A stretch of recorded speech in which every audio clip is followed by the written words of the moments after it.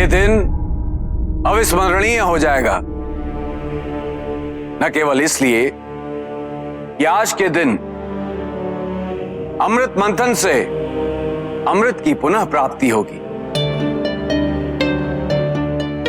अपितु इसलिए भी कि इस मंथन की प्रक्रिया से भाइयों के संबंधों में फैला हुआ विष मत के पृथक हो जाएगा और इसका संपूर्ण श्रेय महादेव को जाता है।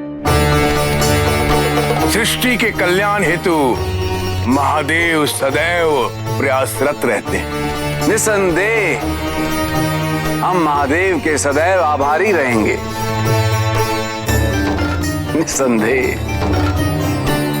किंतु मुझे दुख इस बात का है कि इतने कल्पों तक जिस प्रकार हमने अपनी शत्रुता निभाई, क्यों हमने उसी प्रबलता से भ्रातृ प्रेम का पोषण नहीं किया?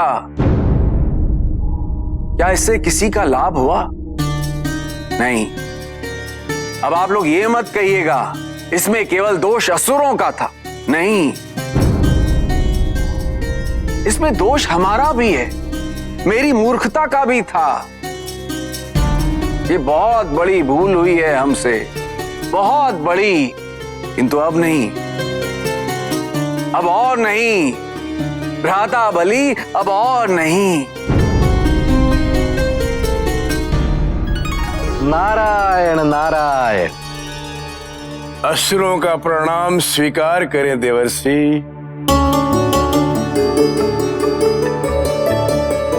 मेरा और देवताओं का नमन भी स्वीकार करें देवर्षि।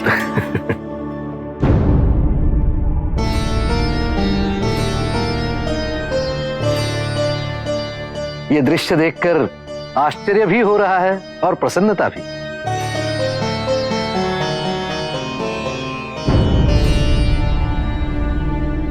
आशा यही है कि बल का प्रयोग केवल समुद्र मंथन के लिए ही किया जाएगा।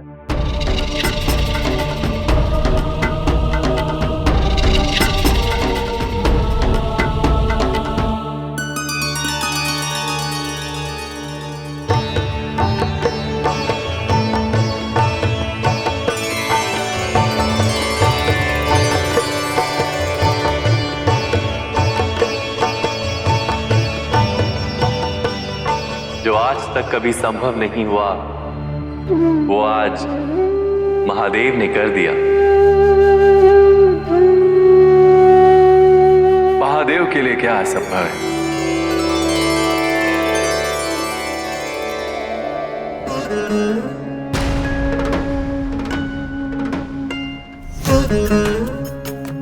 शिवा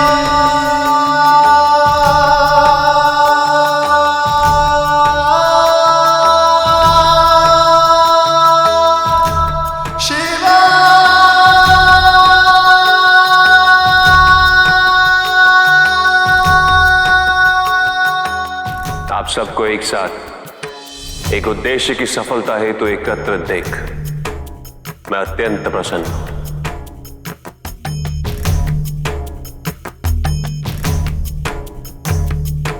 यदि किसी के मन में कोई भी शंका या कोई संदेह हो तो वह समुद्र मंथन की प्रक्रिया आरंभ होने से पूर्व ही जा सकता है। नहीं नहीं प्रभु, हमारे मन में कोई शंका, कोई संदेह नहीं है। यदि ऐसा होता तो हम यहां आते ही नहीं। आपके आने से पूर्व मैं और राजा बलि इसी विषय पर चर्चा कर रहे थे, है ना भ्राता?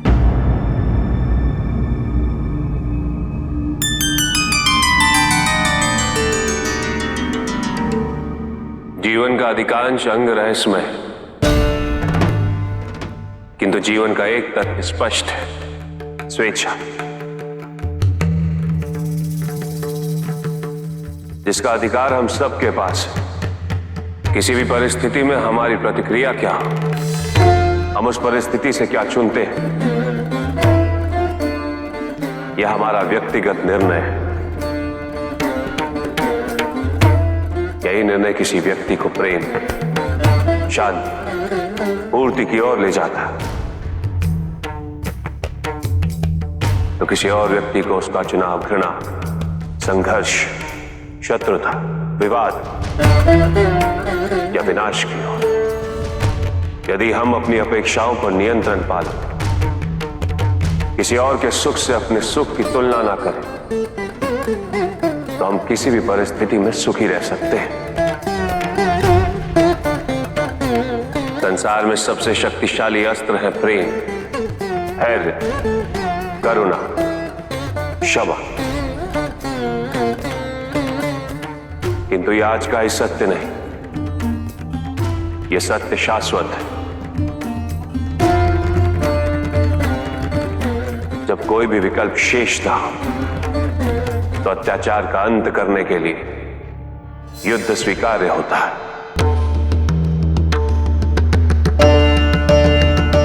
किंतु प्रत्येक समस्या का समाधान युद्ध, षड्यंत्र या छल से निकल जाए, यह सर्वथा अनुचित है।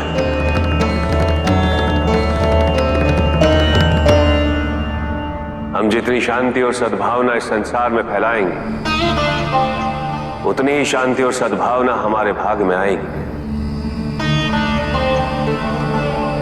और जितनी हिंसा और घृणा हम इस संसार में लेकर आएंगे, उतनी हिंसा और घृणा का भाग हमें स्वयं बनना पड़ेगा।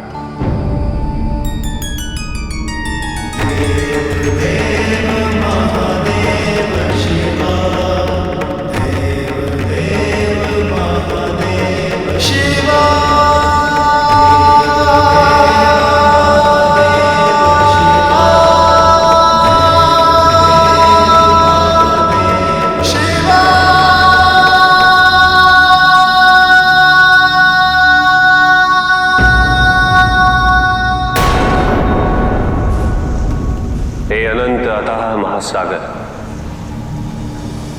इस संसार के सभी रत्न आप में समाये हैं, जिनके अभाव में इस जगत का उद्धार असंभव है।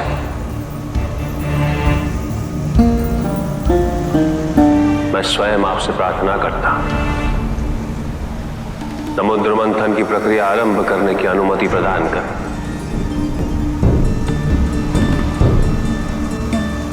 आज इस संसार को आपके सहयोग की आवश्यकता है।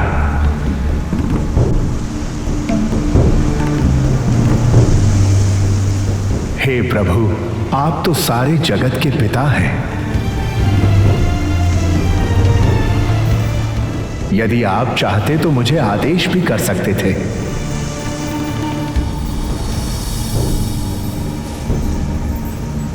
किंतु आप दयालु हैं, परोपकारी हैं, शुभचिंतक हैं। आप किसी में भेदभाव नहीं करते। आप सदैव संसार के प्रत्येक तत्व को इतना मान देते हैं। मैं आपके किसी भी आग्रह को अस्वीकार कैसे कर सकता हूं? यदि त्रिदेव की सेवा में स्वयं को प्रस्तुत नहीं कर सका, तो मेरा अस्तित्व ही क्या रह जाएगा? आप मंथन का कार्य अवश्य आरंभ करें प्रभु, यह मेरा सौभाग्य होगा।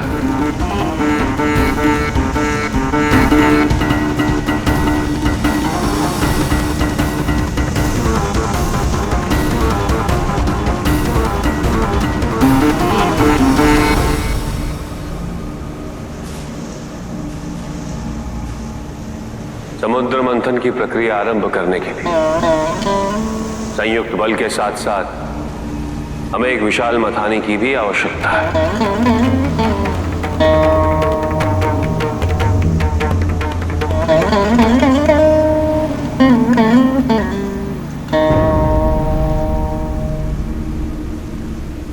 प्रणाम महादेव। प्रणाम।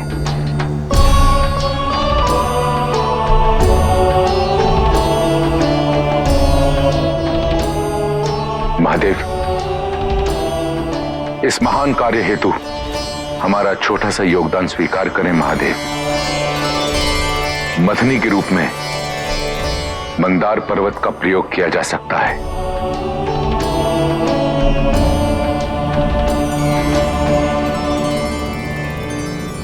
न केवल उसका आकार उपयुक्त है, बल्कि उसमें इस मंथन की तीव्रता को सहन करने की शक्ति भी है और वो सामर्थ्य।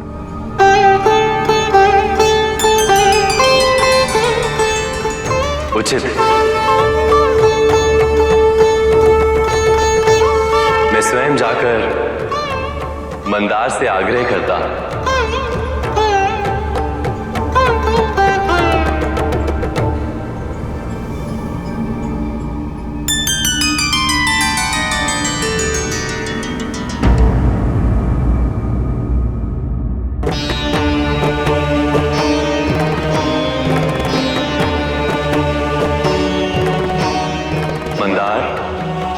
संसार को आपकी आवश्यकता है।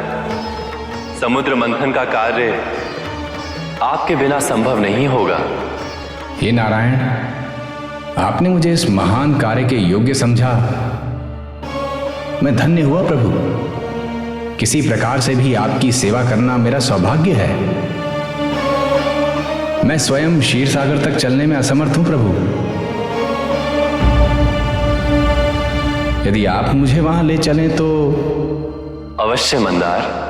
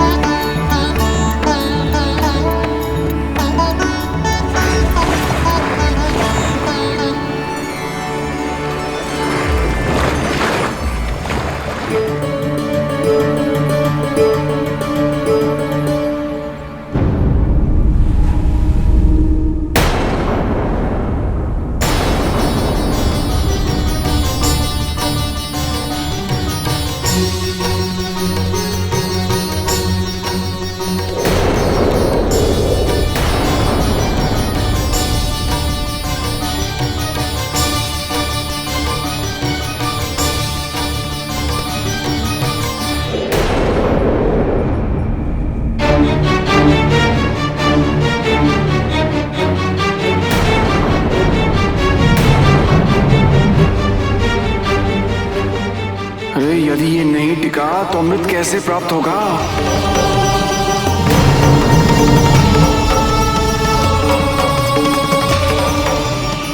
नारायण, आप सदैव इस संसार के हित के लिए समय और आवश्यकता अनुसार अवतरित होते हैं। आप स्वयं मंदार पर्वत को स्थिरता प्रदान कीजिए।